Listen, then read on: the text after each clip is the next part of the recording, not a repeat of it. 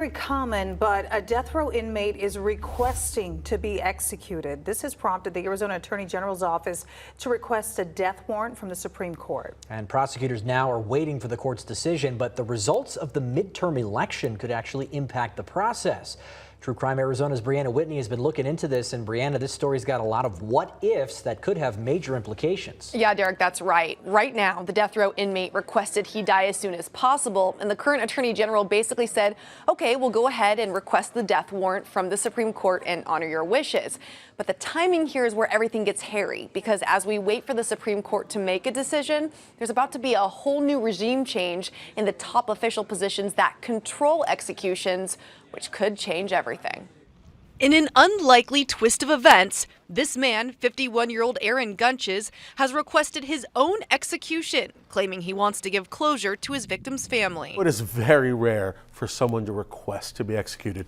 It's much more common for inmates to fight an execution. Barrett Marson is the former public information officer of the Department of Corrections and attended 4 executions in that position from 2009 to 2011. Gunches was convicted of kidnapping and killing his girlfriend's ex-husband, Ted Price, in 2002, then shooting an Arizona DPS trooper after being pulled over in 2003. The trooper, wearing a bulletproof vest, survived. Gunches pleaded guilty to both crimes in 2004 and was sentenced to death in 2008.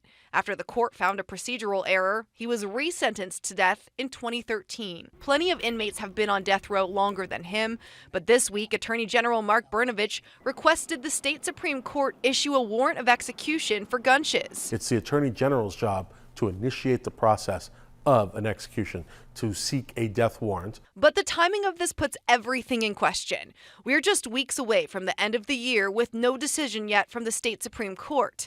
And while we currently have a Republican Attorney General and Republican governor, that's all about to change. Mark Brnovich is saying, yes, issue the warrant, but if the incoming AG doesn't feel the same way, what happens? Well, if the warrant is issued already, then it would also be on Katie Hobbs to, the Department of Corrections is under her. So she may be the final arbiter of whether this execution goes forward. She has the power to stop executions. Hobbs will be a Democratic governor, and though the Attorney General race is in a recount, as it stands now, Democrat Chris Mays will be Attorney General.